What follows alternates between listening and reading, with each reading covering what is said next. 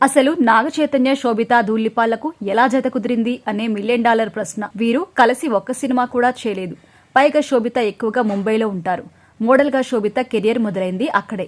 2 ఏళ్లకు పైగా నాగ చైతన్య శోభిత మధ్య సంథింగ్ అనే వార్తలు వస్తున్నాయి. కానీ ఈ జంట ఖండించారు. ఆగస్టు 8న సడన్ గా ఎంగేజ్మెంట్ చేసుకున్నారు. డిసెంబర్ 4న అత్యంత సన్నిహితుల మధ్య పెళ్లి చేసుకున్నారు. కేవలం 300 మందిని మాత్రమే ఆహ్వానించారు. వివాహ బంధంలో అడుగుపెట్టిన శోభిత ధూళిపాల ఆసక్తికరమైన సంగతులు పంచుకున్నారు. అసలు నాగ చైతన్యను ప్రేమించడానికి, పెళ్లి చేసుకోవడానికి కారణాలు చెప్పింది. నేను ఎన్నాళ్లుగానో ఎదురు చూస్తున్న ప్రేమ నాగ చైతన్య రూపంలో నాకు దక్కింది. నాగ చైతన్య భర్తగా రావడం నా అదృష్టం. ఆయనలోని సింప్లిసిటీ, మంచి మనసు, దయ, ఇతరుల్ని గౌరవించే తత్వం, హుందాతనం నాకు బాగా నచ్చాయి. నన్ను ఎంతగానో ప్రేమిస్తాడు, చాలా జాగ్రత్తగా చూసుకుంటాడు అని ఆమె తెలిపారు.